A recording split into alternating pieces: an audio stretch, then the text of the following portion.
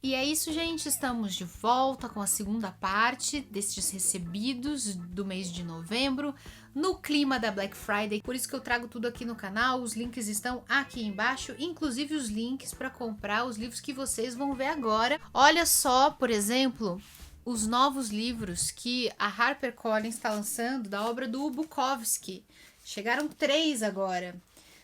O Bukowski, o Charles Bukowski, é um autor americano, conhecido pelo seu estilo bem pesado, e eu confesso que eu nunca tive estômago. Eu comecei a ler um livro dele, para não dizer que eu não tentei. Eu comecei a ler Misto Quente e achei pesadíssimo. Aí venho pedindo para vocês, por favor, me dá uma ajuda, por onde começar. Também não quero ler coisas que vão me deprimir tanto. Bom, vamos lá mostrar estes 3 livros. Novo projeto gráfico, hein? Começando por Hollywood. Vale tudo no ódio e em Hollywood. É a única coisa que tem aqui na contracapa. Que tal conhecer um pouco mais sobre um romance escrito por um dos maiores escritores da literatura contemporânea? Após tantos anos de insucesso na carreira como escritor, passando por múltiplos subempregos e enfrentando a miséria e o alcoolismo, Henry Chinatsky finalmente está recebendo o reconhecimento por sua escrita, mas não do jeito que ele esperava. Bom, a gente não está falando do autor aqui do Bukowski, a gente está falando do personagem, do protagonista desse livro. Ao ser convidado pelo diretor de cinema John Pinchot a criar um roteiro, ele recusa a oferta, mas a insistência de Pinchot o leva a aceitar o ingresso para o lado brilhante, extravagante e vívido de Los Angeles, Hollywood. Agora, em um meio no qual a arte é pouco valorizada pelo conteúdo e mais pelo seu potencial de venda, o escritor mergulha em um cenário em que tudo é feito em nome do dinheiro, enquanto ele é fiel somente a uma coisa, a escrita. Nascido da experiência de Charles Bukowski durante o trabalho como roteirista, Hollywood está sendo lançado em outubro, agora pela HarperCollins, um livro que dá adeus a Chinatsky.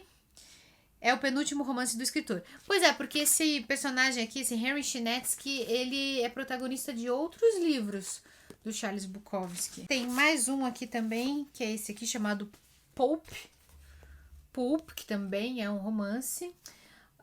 Aqui atrás está destacada a seguinte frase: meus olhos eram azuis, meus sapatos eram velhos e ninguém me amava, mas eu tinha coisas a fazer.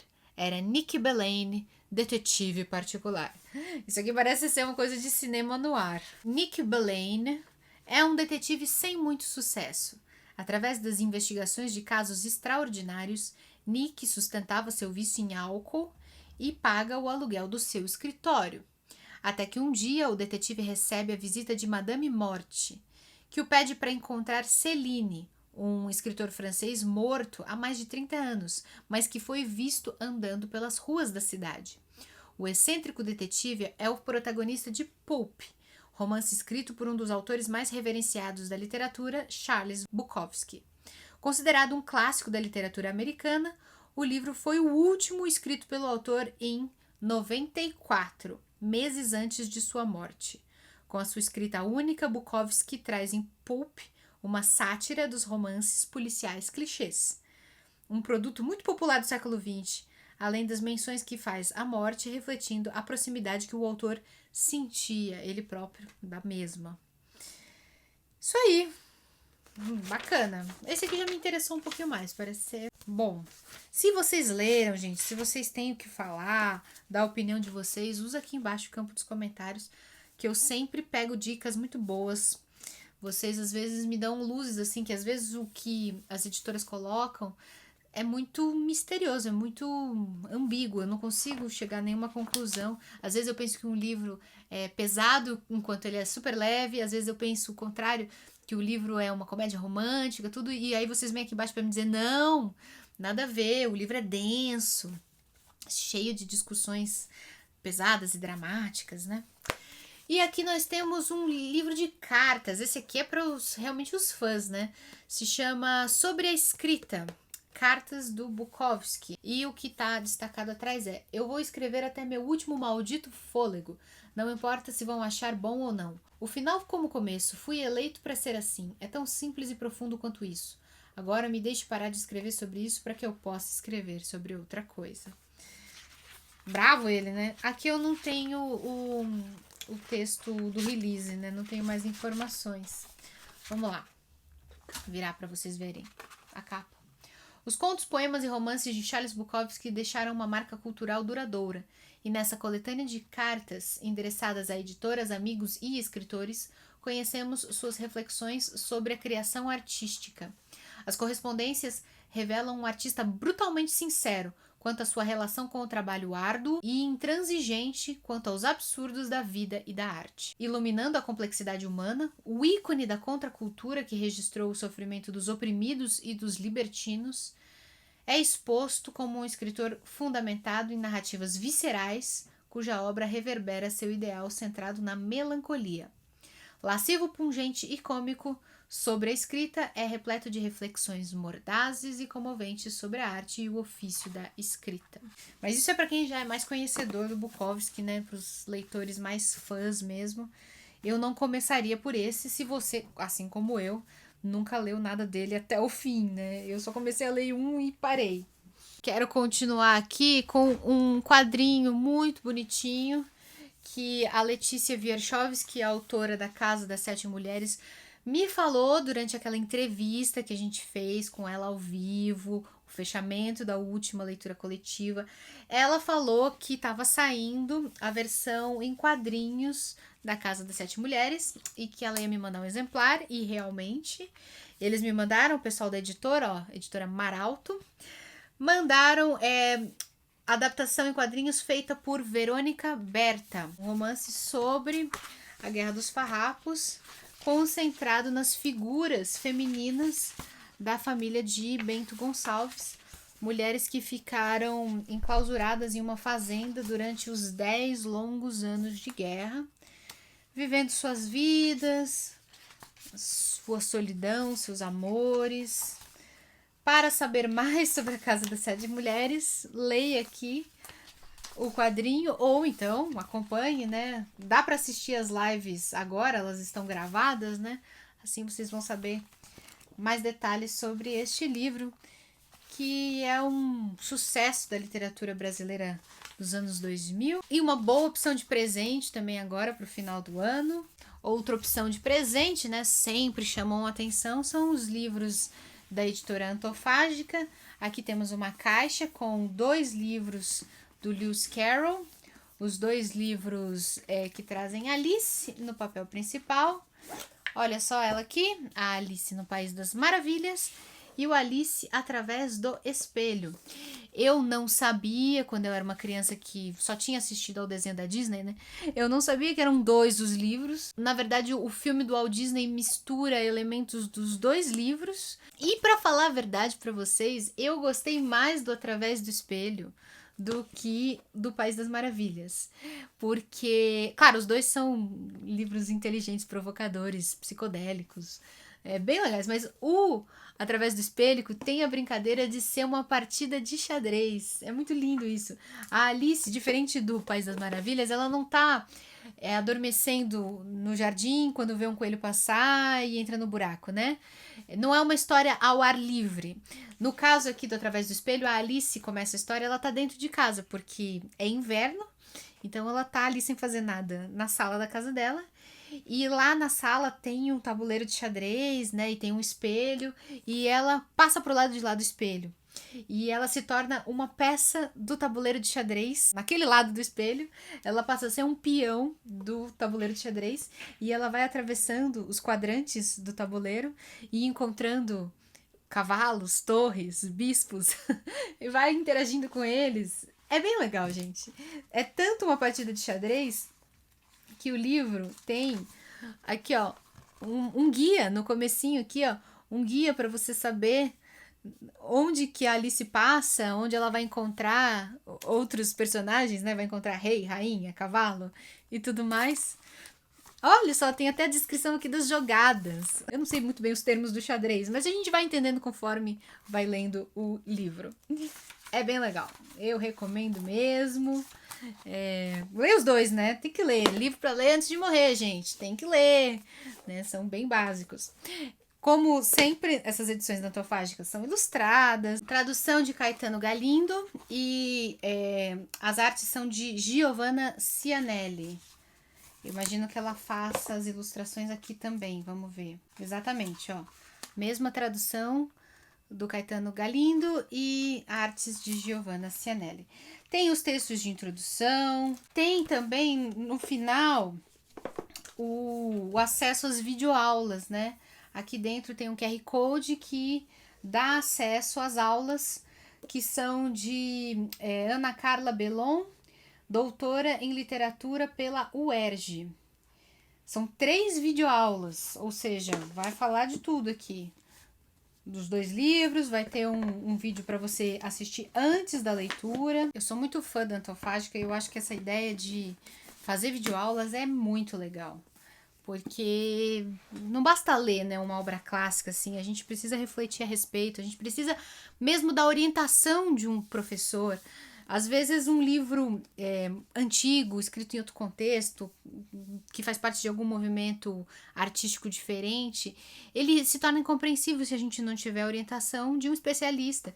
E basta alguém para nos ensinar o caminho, para nos dar a direção que qualquer leitor, mesmo um leitor comum que não é especializado, consegue depois percorrer. Eu acho muito legal que eles entendem isso, né? Não jogam simplesmente o texto ali na cara do leitor e falam, se vira. Entenda, se você não entender, você é burro. Não é assim que funciona. Bom, vamos continuar aqui.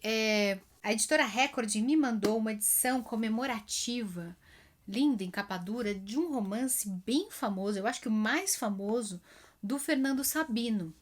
Outro autor mineiro que é bem emblemático. E eu tô falando do Encontro Marcado. É um livro que fala sobre a morte. Esse aqui é considerado um dos maiores textos da literatura brasileira do século XX.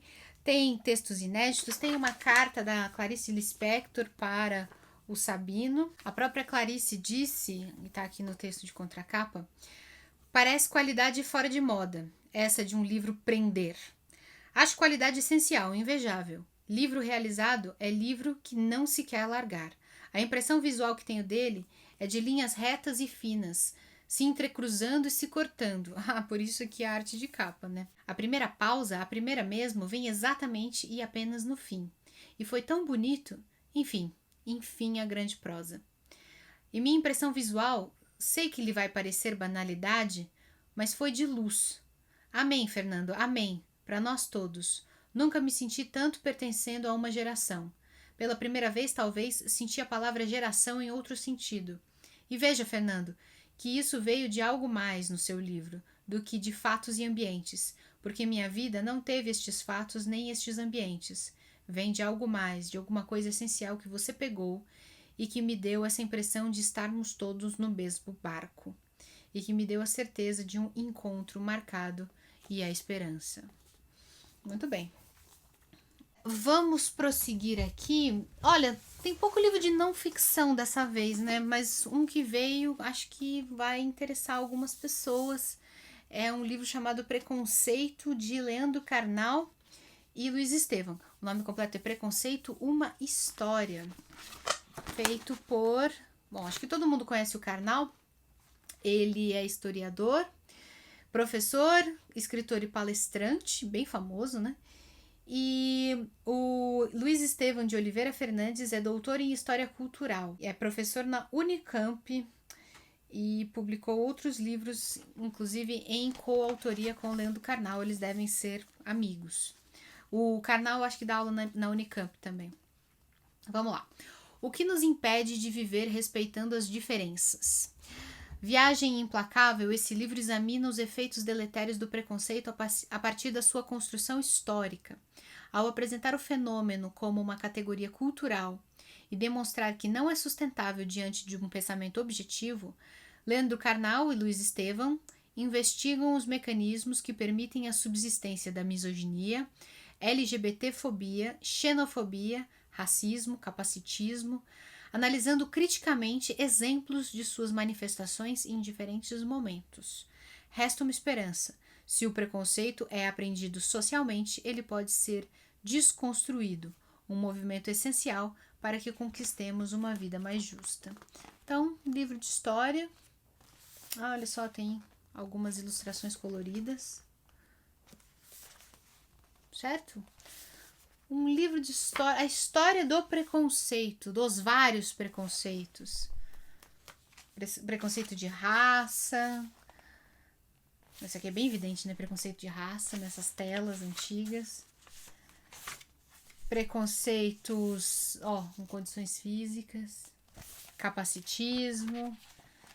LGBTfobia. Aliás, se eu não me engano, o Karnal recentemente assumiu um relacionamento gay, né? Eu não sei se ele sempre esteve fora do armário. Foi só agora, mas na velhice, que ele saiu, que ele se assumiu publicamente. Na certa, está enfrentando os efeitos disso mesmo que ele está investigando aqui, né? Então, bem legal. Preconceito, uma história. Vamos, então, mostrando os livros finais aqui. Da editora Alfaguara. Alfaguara é selo da Companhia das Letras. Eu recebi Mata Doce, de Luciane Aparecida. Livro lindo, lindo, lindo. Assim, arte de capa bem impressionante, delicada. Uma autora baiana, nascida em 82, em Jiquiriçá, Bahia. Doutora em letras, com pesquisa nas áreas de nação, imigração, memória e identidades. Autora de livros de poemas e de peças de teatro. Também tem contos e novelas. Esse aqui é o primeiro romance dela, Luciane Aparecida. Veio uma cartinha aqui. Uma cartinha datilografada. Escreva na esperança de que algumas dessas palavras te façam acreditar em Mata Doce. Tudo nesse livro é mentira, menos o movimento dos ventos, o silêncio das pedras e a comoção dos pássaros.